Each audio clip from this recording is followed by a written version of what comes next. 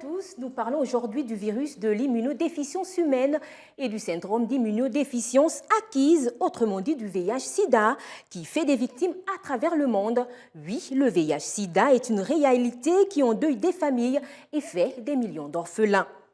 Mon invité du jour pour aborder la question est le docteur Barry Diop. Elle est spécialiste en santé publique au programme national de lutte contre les infections sexuellement transmissibles et le sida. C'est au Gabon. Docteur, bienvenue sur ce plateau de Gabon 24. Merci madame, bonjour. Donc, docteur, d'entrée de jeu, peut-être déjà faire une distinction entre le VIH et le sida? Oui, c'est important parce que le commun des mortels en général croit que quand on parle de VIH, c'est synonyme de sida et synonyme de mort. Et il n'en est rien. En principe, le VIH, c'est le virus qui entraîne l'infection dans l'organisme humain et on peut rester longtemps porteur du virus sans pour autant faire le sida. On fait le sida si on n'est pas pris en charge, si on ne se fait pas traiter, si on ignore même qu'on est porteur du VIH, et c'est à long terme. Ça peut aller jusqu'à 15 ans avant que le sida se manifeste. Le sida est donc la phase finale de ce virus? En principe, c'est la phase finale de l'évolution de l'infection. Et donc, docteur, on comprend avec vous que tout séropositif n'est pas automatiquement un malade du sida, c'est ça? Non, tout séropositif n'est pas automatiquement un malade du sida. Pour être malade du sida, il faut ignorer sa séropositivité ou bien abandonner son traitement, être sujet à des infections opportunistes qui entraînent vers la phase finale qui est la phase sida. Les modes de transmission du VIH sont certes connus par certains, mais encore ignorés par d'autres. Occasion pour vous de nous parler de ces modes ici? En principe, le virus peut être contenu dans le sang. Donc, tout ce qui peut toucher le sang, être souillé par le sang, les instruments, les objets qu'on peut utiliser pour faire certains soins comme les manucures, les tissages à l'hôpital, quand on fait des injections, quand on fait l'intervention, tout ce qui peut être souillé par le sang ou bien qui utilise le sang, la transfusion sanguine, on peut avoir attrapé le VIH à travers le sang. Ça, c'est le premier mode. Le deuxième, c'est les rapports sexuels, parce que le virus est sécrété dans les sécrétions vaginales. Donc, ça peut entraîner la contamination lors des rapports sexuels. Et surtout, les rapports anaux sont les rapports les plus infectants, plus que les rapports vaginaux. Donc, la population doit savoir. Troisième mode, c'est de la mère à l'enfant, lors de la grossesse, au cours de l'accouchement ou bien lors de l'allaitement, la mère peut transmettre le virus à son enfant. Donc, voici grosso modo comment le VIH peut s'attraper. Des fois, il y a des enfants qui naissent avec le VIH qui ne demandent rien parce que les parents, en particulier la mère, a refusé de prendre le traitement lors de la grossesse, alors qu'il y a un traitement pour éviter le risque de transmission du virus de la mère à l'enfant. Que répondez-vous également aux personnes qui estiment qu'il y a un risque de transmission du virus par des échanges de salive? Bon, ça c'est exceptionnel, pouvons dire, à travers la salive, parce qu'on sait que le virus ne s'exprime pas trop dans la salive, mais il peut y arriver que la personne ait des plaies dans la bouche, qu'il y ait un milieu infecté dans la bouche, les gens qui ont des caries qui saignent et tout, ça, exceptionnellement, le virus peut être exprimé dans la bouche, mais c'est exceptionnel, c'est très rare. Et je crois que si quelqu'un a des problèmes dentaires ou bien des problèmes au niveau de la bouche, de telle sorte qu'il ne pourra pas avoir des comportements à risque. Donc c'est vraiment rare, très rare. Dites-nous, une personne séropositive bien soignée peut-elle présenter un risque de transmission lors des rapports sexuels? Bon, le risque zéro n'existe pas. On peut avoir un petit risque, moins de 2% en tout cas, si on est très bien traité, parce que très bien traité en matière de VIH, c'est avoir une charge virale indétectable.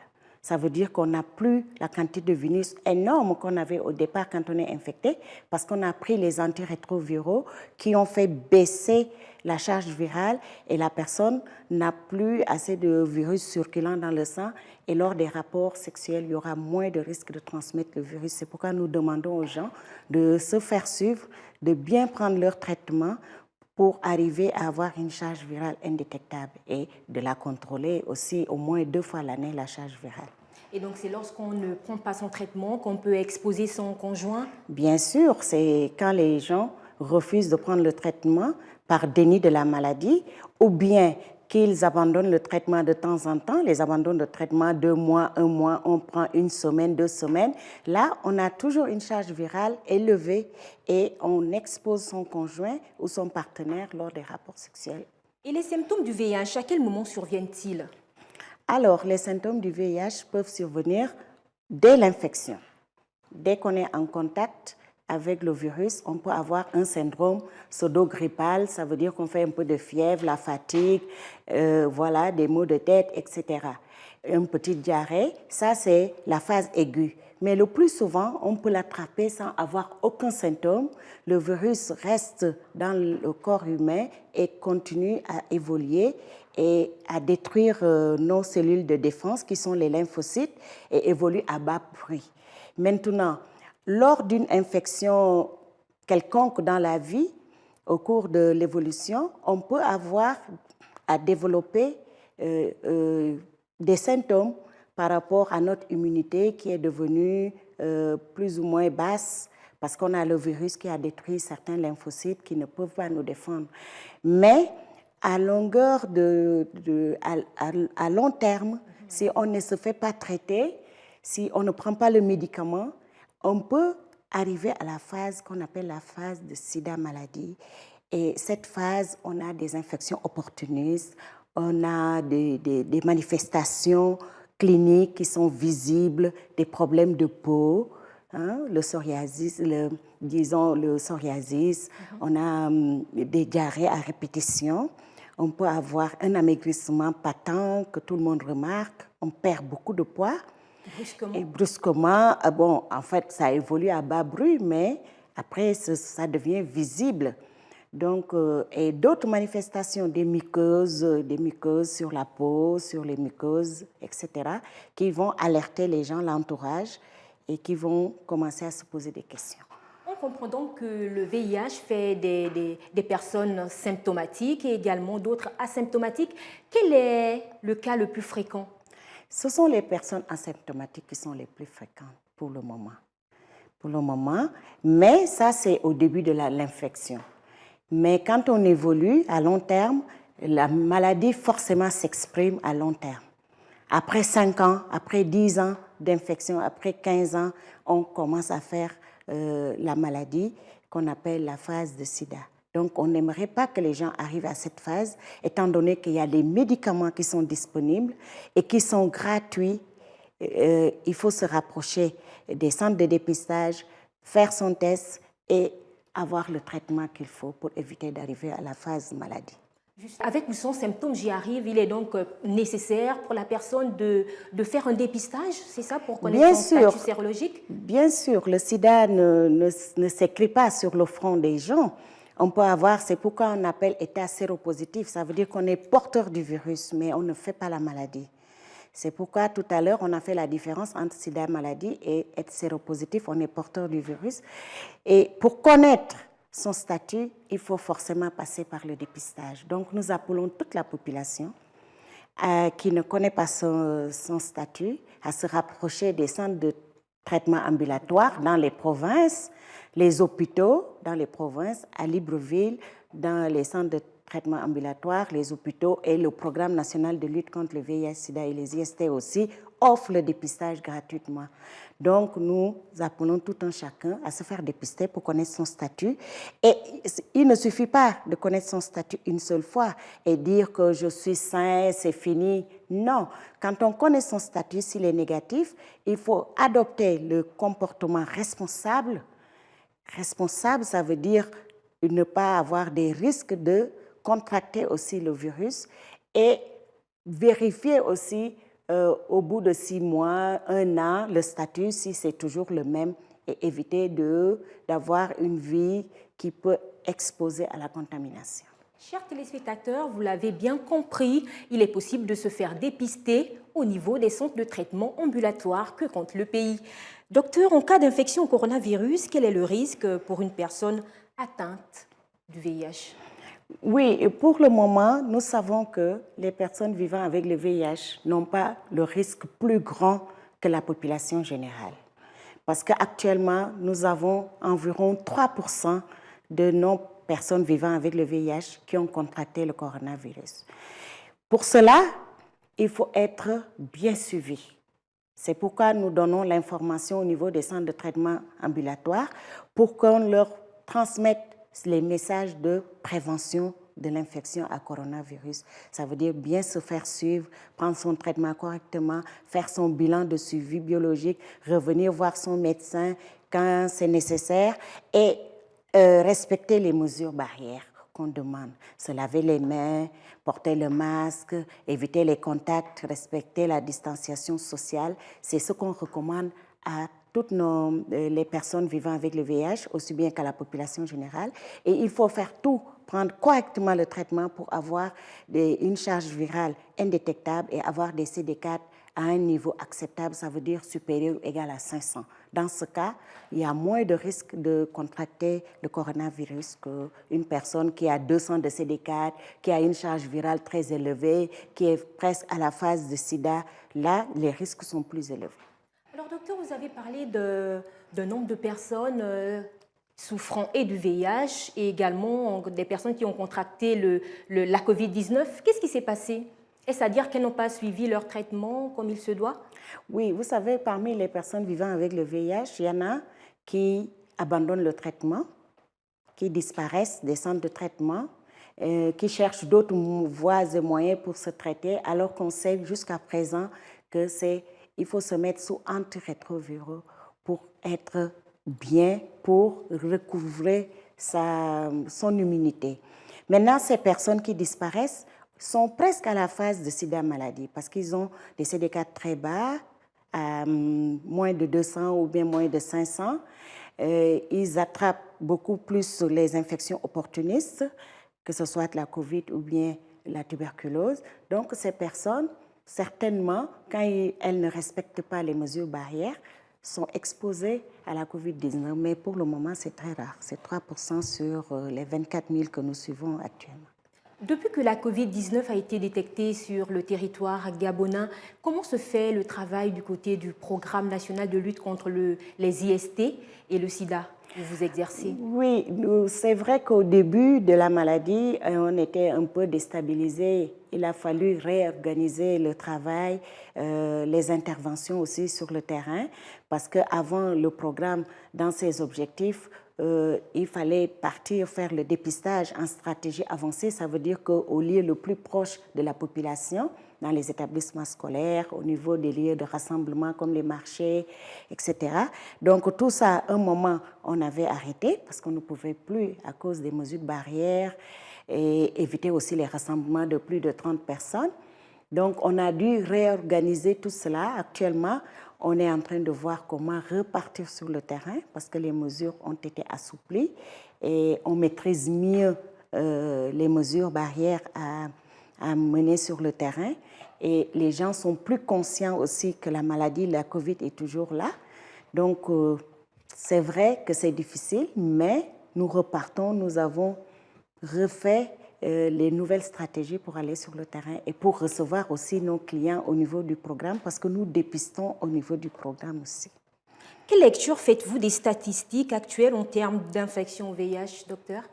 Oui, les statistiques 2020, nous venons juste d'avoir les statistiques. Donc, ce que je peux dire, c'est que cette année, nous avons dépisté 145 000 personnes et nous avons trouvé environ 9 000 personnes qui sont porteurs du VIH. Mais vous savez que tout le monde ne se fait pas suivre parce qu'il y a des gens qui font le déni de la maladie, qui n'acceptent pas le statut. Mais il y a d'autres qu'on a enrôlés et on a enrôlé cette année environ 4 000 parmi les 8 000. 4 000 personnes sont venues se faire traiter, ouvrir les dossiers dans les centres de traitement. Donc nous appelons tous les autres qui n'ont pas voulu accepter leur statut, de refaire le test et de se rapprocher des centres de traitement si ça a été confirmé. Ça, c'est pour le dépistage. En matière de traitement, nous suivons actuellement 24 000 personnes sous ARV dans les centres de traitement.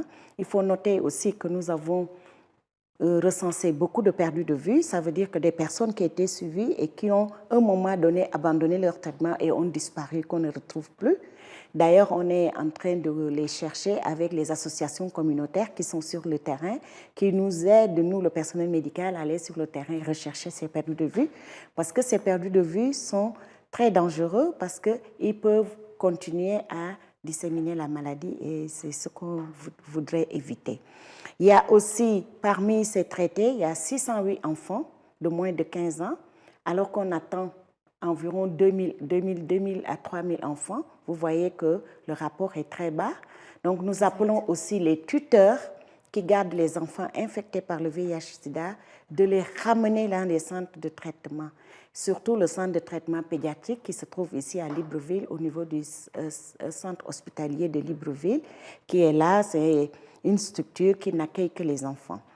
Nous pouvons dire aussi que nous suivons environ 2200 femmes enceintes qui sont porteurs du VIH pour qu'elles ne transmettent pas le virus à leurs enfants du début de la grossesse jusqu'à la fin de l'accouchement et après ils vont suivre aussi le traitement comme toute personne vivant avec le VIH, mais particulièrement au cours de la grossesse, nous portons un regard très attentif à ces femmes pour donner plus de chance à l'enfant. Je vous ai dit tantôt que le risque zéro n'existe pas, mais si la femme prend très bien son traitement, il y a moins de 2% de risque d'avoir une infection chez les enfants à naître. Ces chiffres que vous venez de révéler, docteur, concernent aussi bien les populations de Libreville, la capitale, que celles vivant à l'intérieur du pays? Oui, ça c'est des chiffres globaux de tout le Gabon en fait. C'est parce que nous faisons la collecte de toutes les données sur tout le territoire national et nous compilons et nous validons les données et après on publie les statistiques. Donc c'est le chiffre de tout le Gabon. Je veux ajouter aussi que docteur, les décès au niveau du Gabon seul, on a 1000 décès l'année 2020. C'est encore beaucoup parce que nous visons 0 décès et 0 nouvelle infection. Pour les nouvelles infections au VIH, on a aussi estimé que chaque année, surtout l'année 2020, on avait environ 1200 personnes qui se sont infectées avec le VIH, plus les anciens, bien sûr. Donc, surtout les jeunes, nous appelons les jeunes à faire attention et à se faire dépister, à respecter les mesures de prévention, le port du préservatif lors des rapports sexuels, c'est très important. Avoir un partenaire fixe, être fidèle, c'est très important. S'abstenir aussi de tout rapport, c'est très important. Éviter les objets souillés quand on part chez le coiffeur, quand on fait une manucure, pédicure, etc. C'est important. Et pour les adultes, nous appelons aussi les adultes à conseiller autour d'eux, surtout les femmes enceintes, à accepter de se faire dépister, parce que jusqu'à présent, il y a des femmes enceintes qui refusent le dépistage lors de la consultation prénatale. À quoi est dû ce refus, docteur? Oui, parce qu'elles ont peur. Elles ont peur de la stigmatisation. Donc, elles s'auto-stigmatisent, même pour le dépistage, pour dire que, voilà, ma vie n'est pas claire. Si je fais le test et que je suis positive, que ferais-je? Alors qu'il y a un traitement. Ce test n'est pas une obligation pour les femmes enceintes? Ce n'est pas une obligation, mais c'est fortement conseillé. Parce que même pour la population générale non enceinte, nous conseillons fortement de faire le dépistage, mais nous n'obligeons pas le dépistage parce que médico-légalement, nous n'avons pas la capacité de forcer quelqu'un à faire le dépistage. Donc, nous conseillons, c'est pourquoi il y a le counseling, qui est le conseil avant le test, pour permettre à la personne de donner son consentement, et il y a le counseling après le test, le conseil après le test pour permettre à la personne de savoir comment se comporter si elle est positive ou bien si elle est négative. Dans les deux cas, le conseil est important parce qu'il faut rester, si on est négatif, le plus longtemps possible négatif, s'il le faut, toute la vie, en bien se comportant. Si on est positif, il faut tout faire pour ne pas disséminer la maladie, ne pas infecter son partenaire ou infecter d'autres personnes dans la maison en se comportant correctement et comment aussi se faire prendre en charge pour ne pas atteindre le stade de sida maladie. Docteur, vous parlez là des personnes qui disparaissent. À quoi est dû ce départ? Vous savez, quand il y a une maladie chronique à longue durée, à un moment donné, il y a des décrochages. Ça veut dire que la personne ne voit pas d'issue. La personne se dit, je prends le traitement depuis 10 ans, depuis 15 ans, depuis 30 ans. Il y en a qui ont pris le traitement depuis 30 ans ici. On a le numéro 1 qui est toujours vivant. Donc, ces personnes, à un moment, se disent, est-ce que je ne vais pas chercher ailleurs? Et il y a des vendeurs d'illusions ici qui promettent aux gens, aux personnes vivant avec le VIH en particulier, qu'ils peuvent les traiter. Donc, venez, je peux vous traiter, je peux vous donner des décoctions, vous allez guérir, je suis capable de traiter le sida. Et les gens, à un moment, disparaissent et quand ils se sentent bien, surtout quand ils ont bien pris les antirétroviraux, ils se sentent bien, donc ils disent que la maladie est finie, je suis guéri, mais connaissant l'évolution de l'infection à VIH qui est à long terme, à un moment donné, il y aura rupture et la personne va faire des infections opportunistes qui montrent que le virus est toujours présent dans le sang et que la personne est en train de faire même la phase de sida maladie. Et donc ces personnes n'ont pas conscience qu'elles ont affaire là à une maladie qui n'a pas de remède? Bon, comme je vous ai dit, ces personnes se disent toujours qu'il y a un moyen pour trouver la guérison définitive. Alors que médicalement, la science n'a pas encore trouvé de médicament qui éradique le sida, le VIH définitivement. Docteur, parmi les personnes déclarées séropositives, il y a bien des enfants et nous avons rencontré Isabelle Bongo. Elle est psychologue clinicienne du centre de traitement ambulatoire pédiatrique au CHUL. Oui. Elle partage avec nous le travail qui est effectué de ce côté-là pour davantage venir en aide à ces enfants atteints du VIH. Écoutons-la ensemble. Et en tant que psychologue, nous sommes là pour aider les enfants à verbaliser cette souffrance et à se considérer, à pouvoir se projeter dans l'avenir et à se considérer comme des enfants, non pas entièrement à part, mais à part entière, comme tous les autres enfants. Parce que parfois, ils se sentent différents et ils le disent d'ailleurs.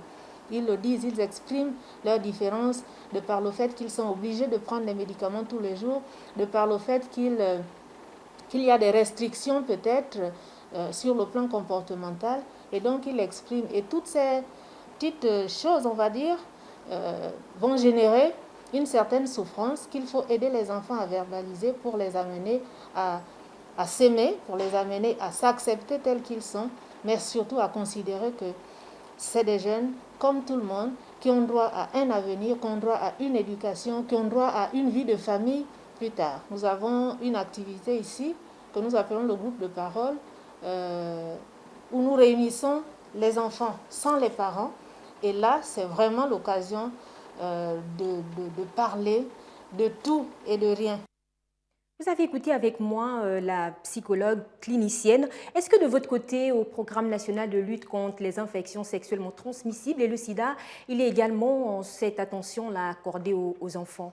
Bien sûr, le programme est là pour s'occuper de toutes les personnes vivant avec le VIH parce que nous supervisons tous les centres de traitement ambulatoires et même il y a des services agréés qui sont dans le privé que nous supervisons pour mieux prendre en charge les personnes vivant avec le VIH. Et au niveau du programme, nous offrons de la gratuité aux personnes vulnérables, en particulier les enfants, en matière de suivi biologique, en matière d'assistance sociale quand on peut. Sinon, on monte les dossiers, on les transmet au ministère de la Famille et de l'Action sociale pour pouvoir suivre ces enfants. Et nous conseillons aussi les parents que nous appelons quand c'est nécessaire pour leur donner les voies et moyens pour mieux suivre leurs enfants avec nos conseils, avec notre assistance psychologique, parce qu'au programme aussi, nous avons des psychologues. Donc, nous faisons vraiment tout ce qui est dans notre possible pour donner à ces enfants un bien-être avec la maladie. Quelle est aujourd'hui la situation du Gabon dans la lutte contre le VIH-Sida par rapport aux autres pays d'Afrique? Alors, le Gabon est toujours parmi les pays les plus touchés par le VIH, de par sa prévalence, parce que jusqu'à présent, c'est 4,1 pour 100 patients, pour 100 personnes, autant pour moi, pour 100 personnes dans la population. Si on fait le test à toutes ces personnes, on va trouver 4 ou 5 personnes qui sont porteurs du VIH. C'est toujours élevé parce qu'on vise 1%. Il y a d'autres pays qui ont atteint moins de 1%. Donc, c'est possible d'avoir moins de personnes touchées, avoir moins de virus qui circulent. C'est pour cela que nous appelons, malgré la COVID-19, il faut rappeler à la population que le VIH est toujours là, que le VIH circule, ce n'est pas fini. Ce n'est pas à cause de la COVID que ça a disparu. De se faire dépister, de respecter les moyens de prévention pour éviter de s'infecter. Parce que jusqu'à présent, nous n'avons pas de vaccin. Nous n'avons que des antirétroviraux qui nous permettent d'avoir une qualité de vie meilleure et d'avoir une charge virale basse. Donc voilà. Merci docteur d'être passé sur ce plateau de Gabon 24. Merci, je vous en prie. C'est moi qui remercie Gabon 24 de passer à nous, de penser aux personnes vivant avec le VIH et rappeler à la population que le programme est ouvert du lundi au vendredi de 7h30 jusqu'à 15h30 et offre les dépistages gratuits et même les conseils parce que nous avons des psychologues. Vous pouvez vous rapprocher du programme pour avoir des conseils. Donc, voilà. Merci docteur d'être passé sur ce plateau de Gabon 24. Merci à vous également de nous avoir regardés. N'oubliez pas que la fidélité, l'abstinence ou encore l'utilisation du préservatif sont des moyens de prévention du VIH. Merci à vous. N'oubliez pas de rester fidèle à nos programmes qui se poursuivent sur Gabon 24. Vous devez prendre soin de vous et de vos proches car la santé n'a pas de prix. Au revoir.